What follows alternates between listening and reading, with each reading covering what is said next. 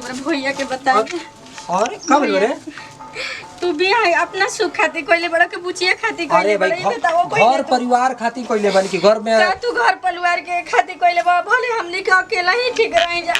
भौजी कितना बुचिया के मारत है बहन का भइल बा तू रुओ तरी बिल खतरा हमके अच्छा लगता का भइल बा कौन बात है ओती चुके बुचिया भी काम करे लायक बिया हमनी के कोन दिन रात खातिर बानी जा का भइल बा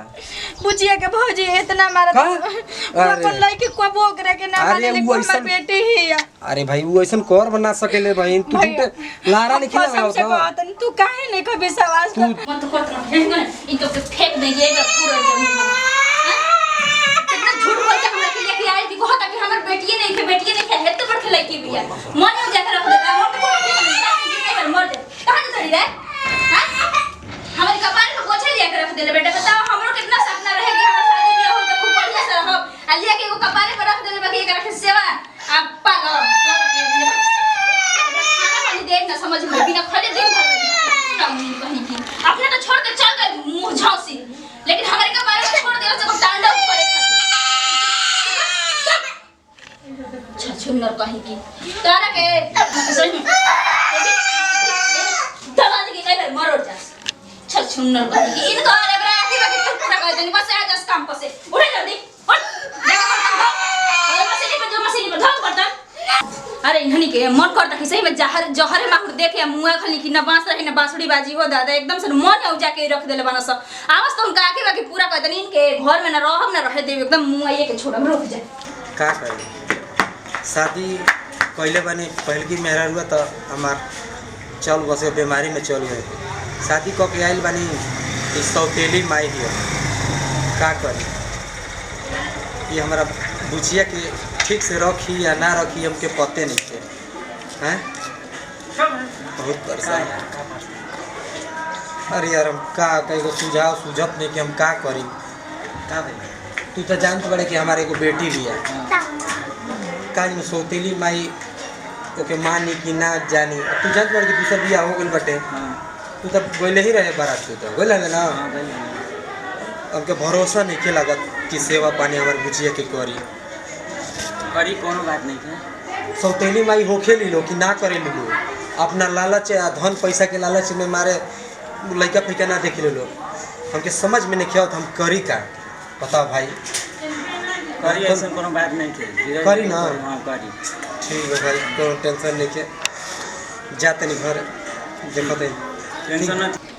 बताओ बियाह क के तो लिया देले बाटे का जने जानी कि ना जानी लेकिन हाँ अब तो सिखाही के ना पड़ी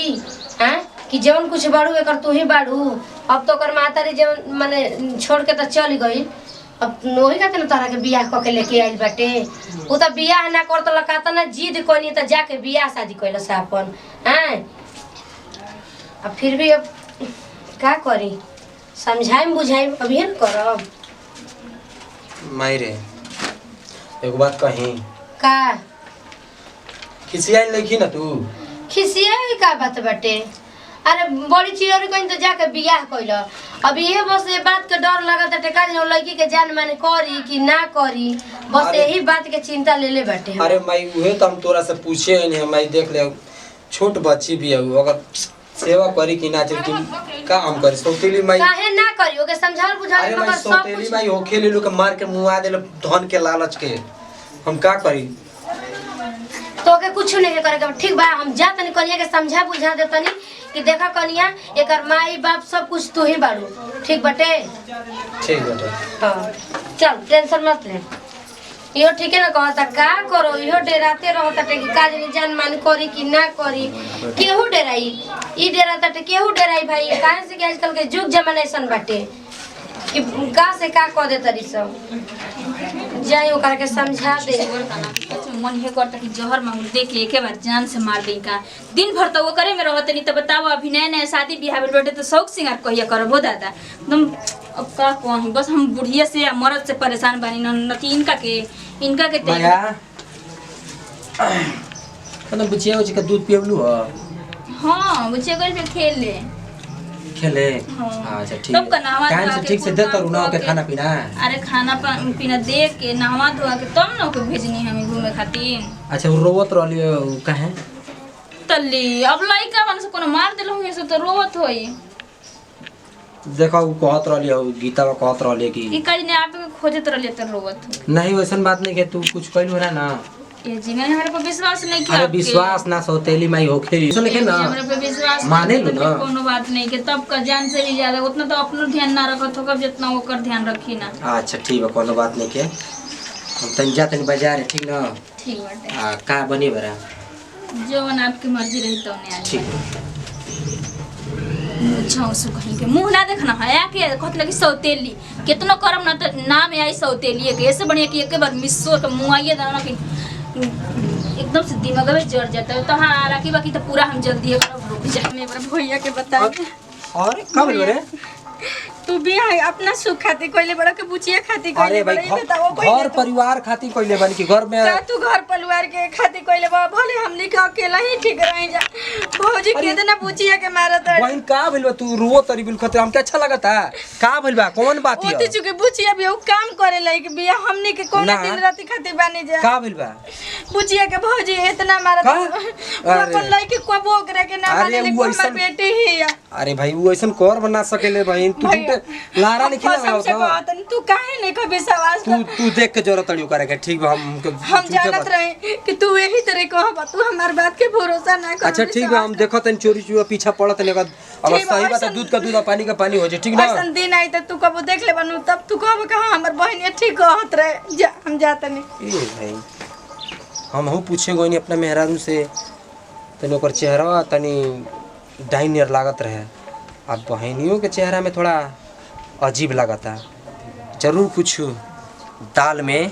काला बा टाही में पड़े था ठीक बाटे अब माइयों से पूछा नहीं तो माइयों कुछ कहत ना रहे ठीक है बाटे चल जल्दी बुड्ढा भइल बड़ू घर में कहां रे कहां जे रे तुमको एक रखा ना कि हुन नगद होइयो नहीं के बुढ़िया इतना हमारा पे विश्वास कर बड़ी इनके पे ये बड़ा मार जरूर कौन बच्चा का बकवास लहरा दे बेशरम कहि के लाज लागत तन करे ये छु के बिया लेके एक नंबर का डान भी ये बड़ा मार जरूर तो दाद मोर तो नहीं के जल्दी मर जाते तनी हमरा आफत विपत दूर हो जाए चुप रह एकदम मुंह बंद कर जल्दी बंद कर मुंह बहुत इनकी बोन को देती कहला हो दादा कि बोले बोले भर के भगवान मौका ना दिया नंती तू